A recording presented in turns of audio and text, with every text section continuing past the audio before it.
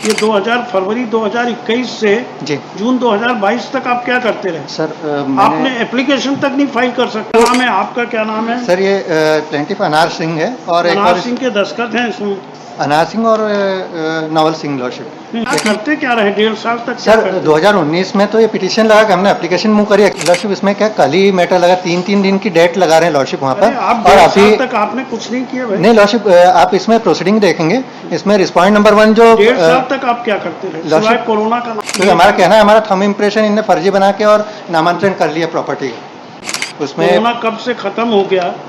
आपके यहाँ भी कोरोना चल ही रहा है। आप क्या करते क्या रहे 1.5 साल तक? क्या सर करते? 2019 में तो ये पिटीशन लगा कि हमने एप्लीकेशन मूव करी एक्सपर्ट के लिए, तो वो अरे खारिज उसके कर दी बाद उन्होंने। छोड़िए, ये 2000 फरवरी 2021 से जी जून 2022 तक आप क्या करते रहे? Petitioner is challenging order dated 22/6/2020 lordship 22.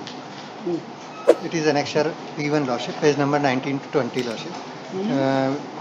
Civil suit RCSA number 49/13 is pending before the additional civil judge junior division Vikangao district Khargon lordship, whereby the learned court below dismissed the application of plaintiff lordship for leading evidence of fingerprint expert lordship on the ground of earlier sufficient time is granted by the court to plaintiff lordship.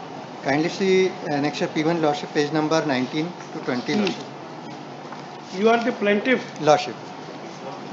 Earlier on page number lordship 33 पे देखेंगे, this honorable court granted liberty to give the sample of thumb impression and fingerprint expert is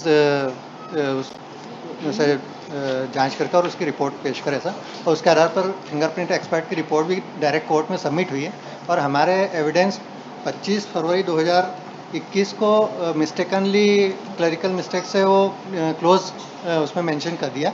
उसके बाद में Covid का period लग गया, उस कारण से प्रोसीडिंग हमें देखने को नहीं मिली, ना हमें पढ़ने को मिली। उसके बाद रिस्पॉन्डेंट नंबर 1 जो है वो एब्सेंट हो जाते हैं, उनके कारण काफ़ी टाइम तक केस पेंडिंग चलते रहा। और बाद में जब कोर्ट में प्रोसीडिंग चालू हुई तब ये डिफेंडेंट एविडेंस पे लॉर्डशिप लगा, और उस समय हमने एप्लीकेशन मूव करी एनेक्चर P3 लॉर्डशिप।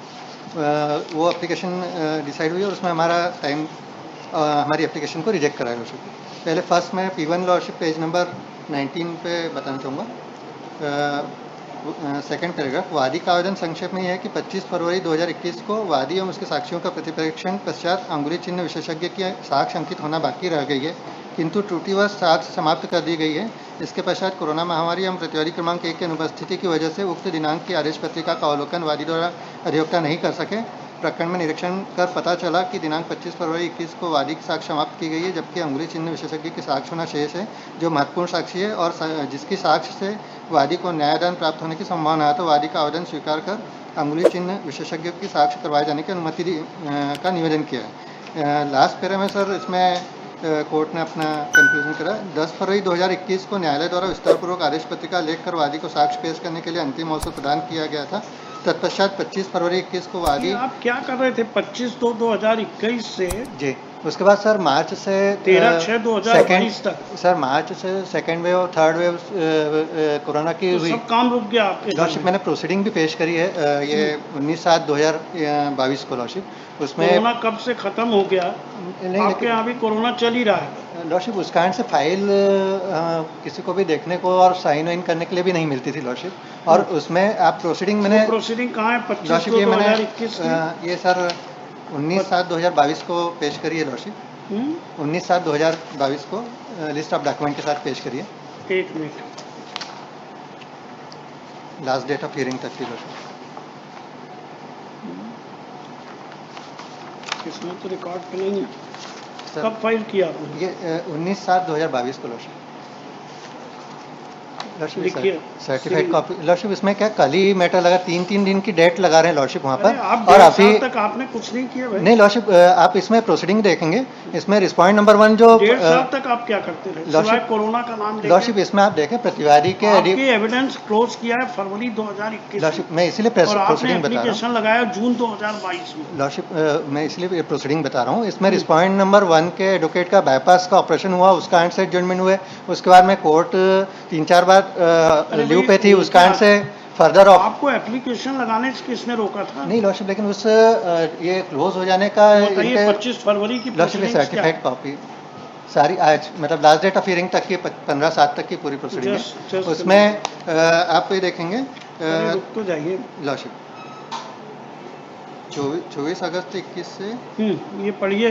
जी। वादी की ओर से शेष साक्ष्य प्रस्तुत नहीं करना प्रकट कर वादी साक्ष्य समाप्त किया गया। जी। आप ही ने निवेदन किया कि हमारी साक्ष्य अब खत्म कर दी जाए। लॉर्डशिप ये मिस्टेकनली उसमें मेंशन हुआ क्योंकि हमारा केस ही उस पर बेस्ड है। क्या तो नाम है आपका, क्या नाम है? सर ये प्लेंटिफ अनार सिंह है और अनार सिंह के दस्तखत हैं इसमें।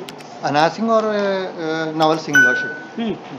तो इनके बयान सिंह के तो दस्तखत हैं इसमें। हाँ, इनके बयान हुए लॉर्डशिप और उसके बाद में हमें चूंकि हमारे साथ क्या हुआ जो इसकी प्रॉपर्टी थी प्लेंटिफ की उस पर नामांतरण किया उसके थंब इम्प्रेशन फर्जी बना के और उसी के कारण ये डिक्लेरेशन का सूट इंजंक्शन का और जो रजिस्ट्री उस आधार पे हुई है उसको नल एंड वाइड करने के लिए सूट फाइल हुआ और अभी डिफेंडेंट की एविडेंस चालू नहीं हुई है।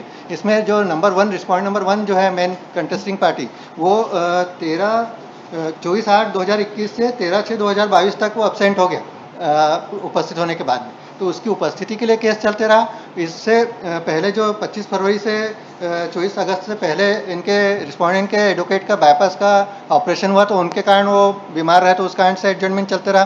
फिर बीच में कोर्ट लीव पे रही तो 3-4 तारीख उस कारण से बढ़ी और फर्दर ऑर्डर पे गई और लास्ट में जो लॉर्डशिप ये इसी साल 16 जून के बाद में सर लिस्टिंग में आया और प्रतिवादी साक्ष्य के लिए लगा जब हमने तुरंत ये एप्लीकेशन मूव करी लॉर्डशिप जो एनेक्सर P1 का जो ऑर्डर जिस पे हुआ लॉर्डशिप। अभी डिफेंडेंट की कोई विटनेस हुई नहीं है और हमें हाईकोर्ट से ही परमिशन मिलके और जो सर पेज नंबर 33-34 पे ऑर्डर है जिसके आधार पर हमें फिंगरप्रिंट एक्सपर्ट से जांच कराने के लिए डायरेक्शन दिए। अब यदि वो रिपोर्ट आ गई और उसमें एविडेंस नहीं होंगे एक्सपर्ट के तो वो एग्जिबिट नहीं हो पाएगी और हमारा सूट ही नहीं फिर उससे प्रूव कर पाएंगे क्योंकि हमारा कहना है हमारा थंब इम्प्रेशन इनने फर्जी बना के और नामांतरण कर लिया प्रॉपर्टी का। उसी कारण से लॉर्डशिप अब वो यदि उसके बयान नहीं होंगे तो रिपोर्ट वैसी कैसी रह जाएगी लॉर्डशिप। और अभी डिफेंडेंट एविडेंस हुए नहीं है, कल डेट फिक्स है लॉर्डशिप। उसमें आप एनेक्सर P1 का ऑर्डर देखेंगे पेज नंबर 20 पे उसमें कोर्ट भी बिल्कुल भी टाइम देने को तैयार नहीं। उसमें लास्ट ठीक तो है कैसे कोर्ट टाइम दे, पढ़िए पेज 34 पे आपकी पिटीशन में ऑर्डर हुआ है जी, पढ़िए कैसे टाइम दे कोर्ट। आपके खुद ही पिटीशन में ऑर्डर हुआ है ना, लेकिन सर वो एविडेंस पे तो कंक्लूड करें जितनी जल्दी हो सके।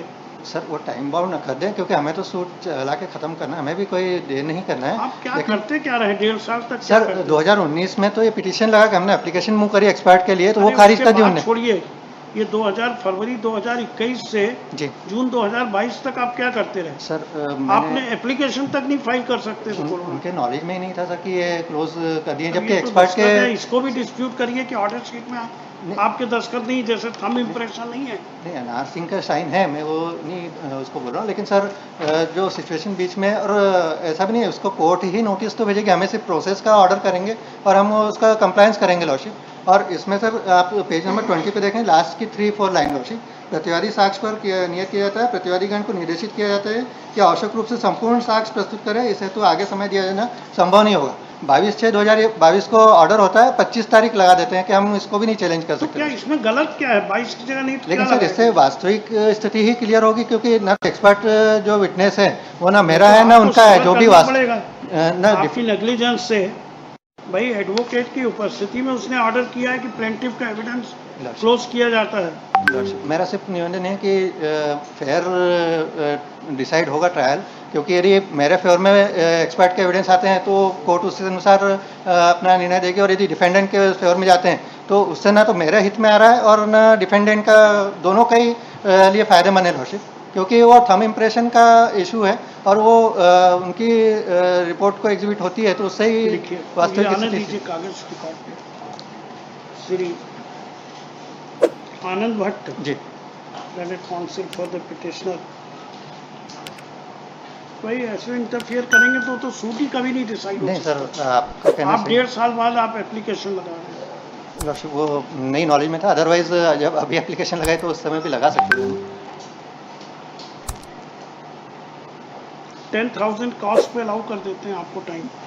सर थोड़ा यदि 5000 करें, क्योंकि गांव के व्यक्ति हैं इसलिए सर, और उनकी ज़मीन भी डिस्प्यूटेड हो गई और नहीं, परेशानी नहीं,